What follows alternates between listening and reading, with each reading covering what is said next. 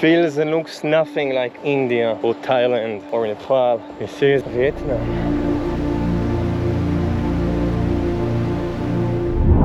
Xin chào. Welcome to Vietnam. Last time we've seen me has been with my father on an adventure in India, and a lot has happened since then. I am in Vietnam right now, but I've actually been in 2 different locations besides India and Vietnam. I've been to Nepal and I have been to Thailand. Right now I'm in Hanoi Airport, International Airport, and the reason for this is because I'm picking up my mother. Yes, probably think to yourself, God damn, what a crazy family. And I think the same. It does not fit for my family to do this. For my father to come and join me, and now for my mother. But this is the wonders of life. Right now I'm here, waiting for my mother to come, to give her a big hug and tell her hello. My mom was on her way for nearly 15 hours with 2 flights. It's a long way to come, and honestly, it means the world that she did it. I got my mother her favorite drink.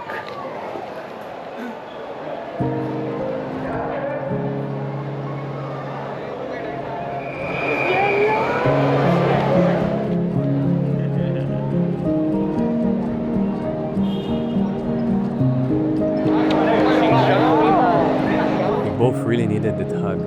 Long, solid, and way overdue. After months apart, being next to my mom again felt like home. It gave me this weird little recharge I didn't even know I was missing. אני רוצה את החיבוק הזה, משהו לי שכאן, ברגע שאני מתחבק, זה לא יוטיוב, זה לי ולך.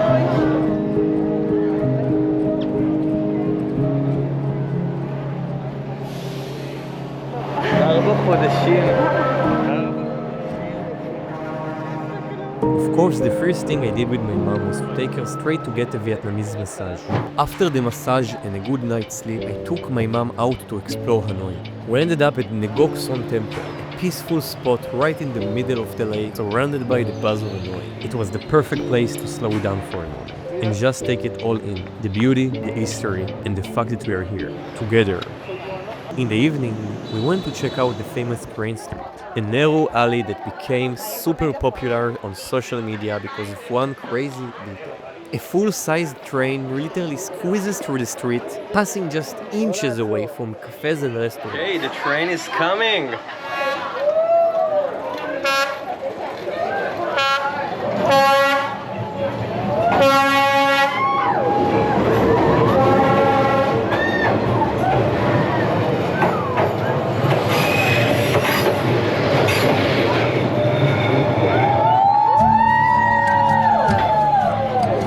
The next day we decided to leave the city and head north to Sapa. Sapa is a mountain town near the border with China, known for its breathtaking rice terraces, cool weather, and hill-type villages. We were ready for a change of scenery, from the chaos of Hanoi to the calm of the mountains. This is our room. I am being chilling ninja now, as you can tell. Full on samurai. Ready to eat some noodles? Yes, I am. It's been over 50 hours since my mom landed in Vietnam, and only now she's finally trying Vietnamese food for the first time. Noodles. And yeah, she loved it. After the delicious noodles, my mom and I went out to explore Sapa.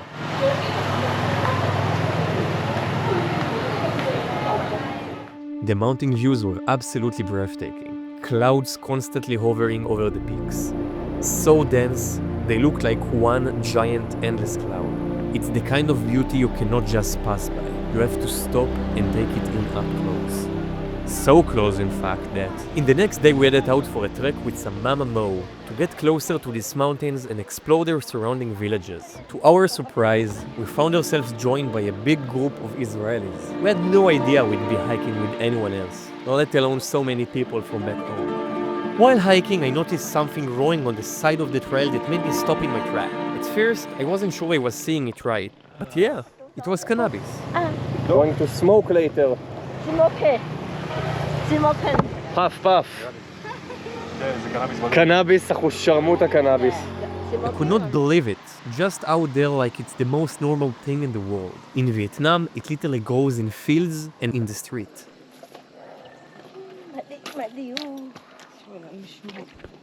Takes me back to Thailand.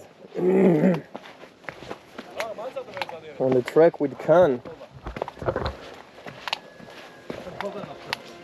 Being out here with my mom, in a place like this, was something really special for me. She's not the type to go hiking in the mountains or do these kinds of treks. It's just not her thing. But the fact that she came and joined in something like this, it says everything about how much she cares for me. She knew how much I enjoy these kind of things, and she stepped into my world, fully. And along the way, I got to see a side of her I didn't know. A quieter kind of bravery. An adventurous spark I never expected from her. It was beautiful, all of it.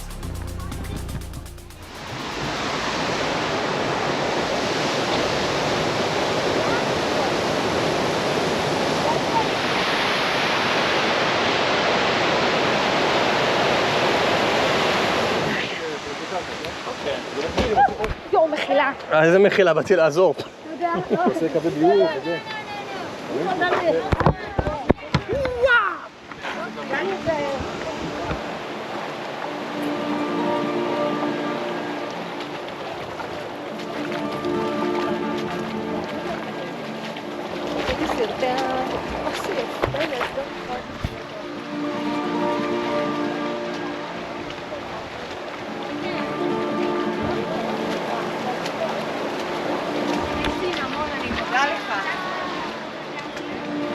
אני גם מודה לניסים, כי לי לא הקשבת, אז אם לניסים הקשבת אני מבסוט. הקשבתי. צריכה לשלוח לו לסרטון הזה, ניסים. אני פה, שחררתי. לגמרי היא שחררה בזכות ניסים. שינשאו. 1 for 10,000? I buy 1 for 1,000. How is this? You have me buy one. 1,000 for 1. No. No? You have me buy one. For 2,000 1. 5,000. No. Too much. Yes. You have me buy one for me. Too much, I'm sorry. I don't have this money. I'm not rich. I'm poor guy. As I walk through these mountains with my mom, something inside of me feels unsettled. Vietnam is my last stop, and there is this mixed feelings of gratitude and confusion, peace and restlessness. For the past 5 months I've been on my own, pushing my limits, exploring cultures, facing fears, meeting strangers who became friends. And now, knowing it's coming to an end, it messes with my head. Did I find what I was looking for? Did I prove to myself what I needed to prove? Part of me wants to hold on to this life forever. The freedom, the discovery, the constant motion. But another part knows that change is coming. איך האנשים האלה ניצחו את אמריקה? זה מדהים אותי. אלו! When we reached the village at the end of the trek, my mom and I split off from the rest of the Israeli group and headed back to our hotel. You could say we took the demo version of the full experience so my mom could sleep in a room with air conditioning. And honestly, totally worth it. She earned that comfort. After we rested from the trek, my mom and I explored a place near our hotel called Mohana Park. It's basically a park filled with eye-catching sculptures and setup made for social media. It was fun, light, and actually really pretty. It was all fun and games until a sudden gust of wind snatched my hat right off my head and sent it flying down the hill. For a moment, I thought I'd lost it for good. Is that? But I got it back. No damage, no drama. After a few days in Sapa, it was time to move on to our next location. But the way we were getting there was interesting. My mom had never experienced anything like this before. A 13-hour sleeper bus. I honestly have no idea how she is going to react to it. For me, it's a part of the adventure. For her, we're about to find out.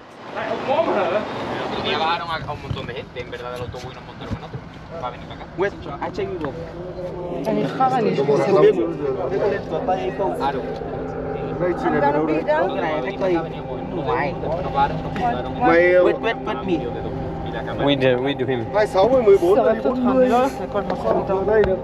After you? That's one hell of a small sleeper bus, you did it.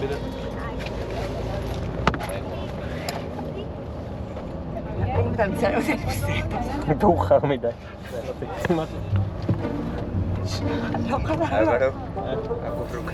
איפה לי אתה תסביר לי איך אני עולה? רואה את המדרגות שיש לך כאן? לא, אבל זה לא רגל אחת. יופי. אז רגל אחת במדרגה הראשונה, רגל שנייה במדרגה השנייה. ככה לי זה? לא, אני פשוט קפצתי. הפה, let's go. תביא כיף. אני לא מבינה שאתה עושה לי את זה. The moment my mom stepped onto the sleeper bus, she freaked out. For her, it wasn't a bus full of beds. It probably looked more like rows of claustrophobic coffins. לא, מה זה? מה יש לך? But she managed to pull through. After 13 hours on a sleeper bus and a ferry, we finally arrived in Katba. We came to Katba for one thing, that tropical island vibe. This area is part of Lanha Bay, with over 400 islands scattered all around. But before we jump on a boat to explore them, we have to check out Katba itself.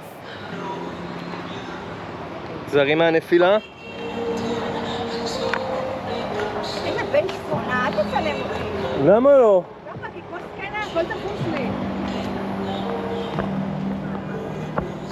וכשלי הכל תפוס, אני לא זקן, אני ספורטאי. אז יאללה, גם את ספורטאית.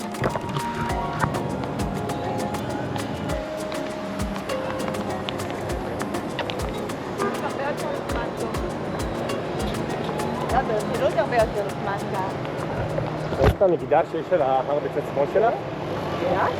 זה או טיל בליסטי לחלל או מקדש. לא, הימור זה שלי. נראה לי פסל. After exploring Katba, I booked us a private boat and we set off on our own little adventure around the island.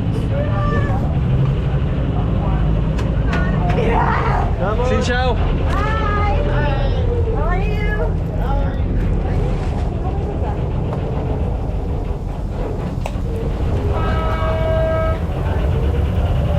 You excited, mommy?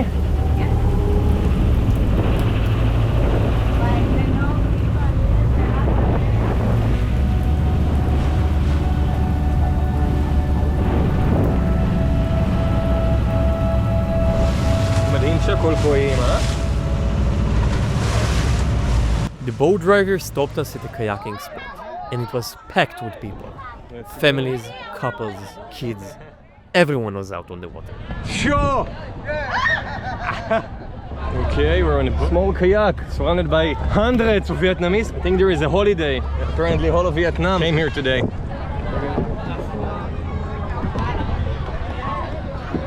Let's go over there.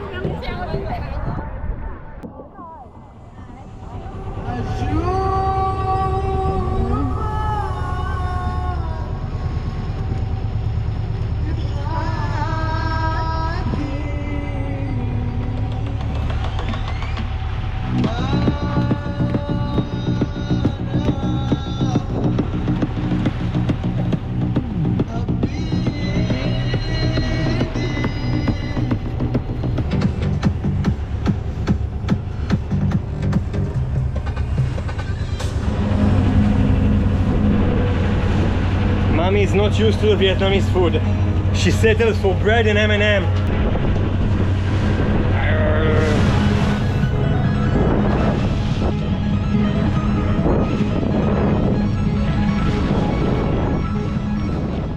At some point we reach a floating village, an actual village, built right on the water. People live there, work there, and even their dogs live there. We saw one just casually walking along the floating platforms, like it was the most normal thing in the world.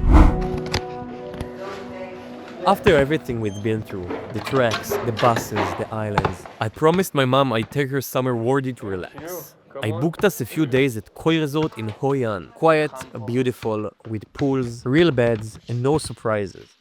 Always. מה יש לה? A lizard. זה ליזרד in I here. guess you can't escape nature, no matter how much you pay. אמרתי לך, אי אפשר לברוח מזה באמת. In the next few days, I barely recorded anything.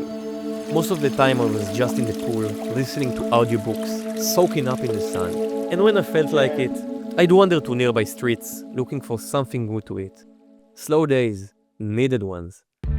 Every evening, my mom and I would walk down to this magical riverfront area in Hoi An. Dozens of boats, lit with colorful lanterns, floated gently along the water, reflecting off the surface like a moving painting. The whole place felt like it was glowing. And since I knew I was heading back to Israel soon, I started buying gifts, souvenirs for friends, small things for family, a little piece of this place to bring back home. Sing ciao everyone, and welcome to Da Nang. I've been on a journey with my mother for the past 3 weeks, and now I'm in the beautiful city of Da Nang. As you can see right here, the incredible ocean. But now me and my mother split up, and I'm in a very interesting location. Where? I'm in this place with a huge Buddha statue, Buddha female statue.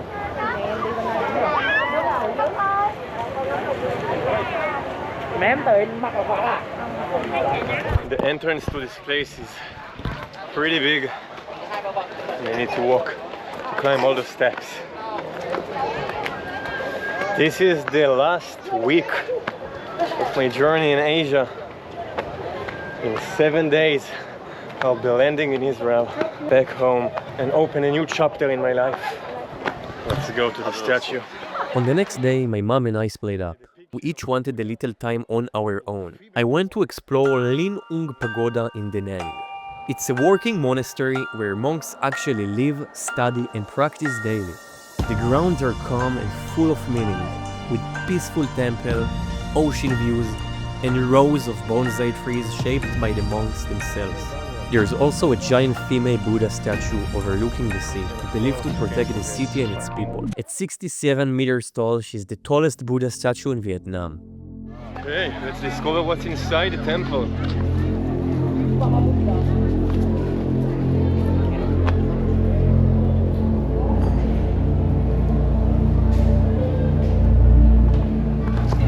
That's an interesting place. Just prayed. I put 3 incense sticks, formation in my hand, lit them up and prayed. An interesting experience. I eventually found myself in a part of the monastery where there was no one. Not a single soul. Why is there no one here? I am not sure if I'm allowed to be here or if I'm just trespassing. But something about the quiet pulls me in, so I kept exploring. What is this place?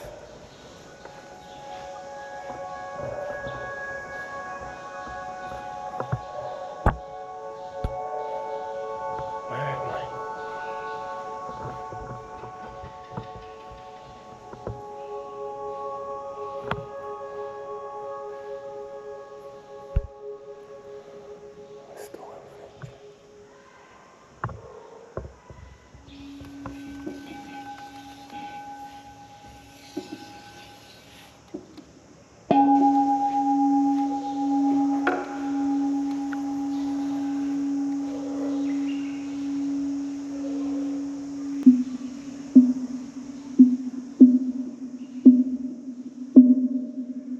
The next day, my mom and I went to check out the famous Golden Bridge at Sunwall. I was really curious. Is it actually as epic as people say it is? But the moment we arrived at Sunwall, surprise! It felt like we walked into a Vietnamese version of Disneyland. Fake castles, loud music, and even Starbucks right at the entrance. I thought the Golden Bridge would be this raw, powerful human creation, surrounded by untouched nature, not a part of a theme park. Still, we took the cable car up the mountain, which, by the way, is already an experience on its own. As you rise higher and higher, the view opens up. Endless green mountains, waterfalls in the distance, clouds drifting right beside you. It honestly feels like you're floating above a jungle straight out of Jurassic Park. Okay, we've made it all the way. How was it? Fucking crazy.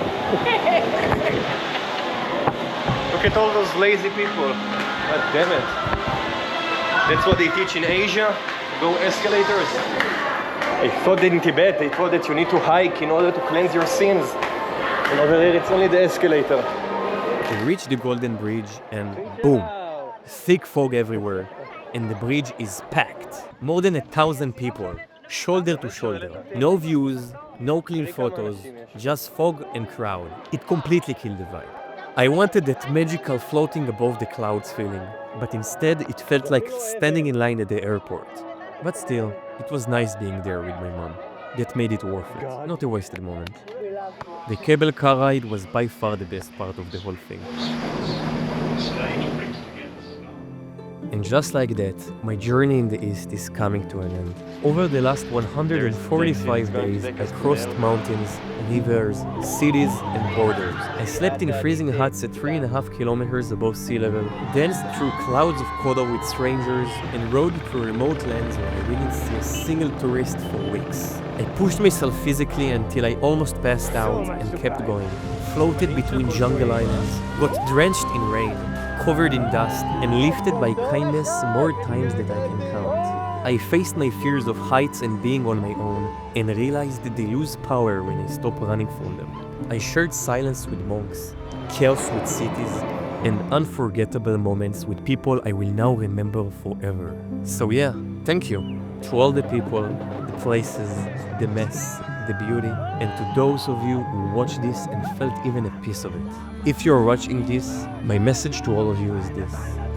If something inside of you is pulling, listen to it. Book that flight, take that risk, step out of your comfort zone. The world is waiting, and you are more ready than you think you are. I'll never be the same, and honestly, I don't want to be.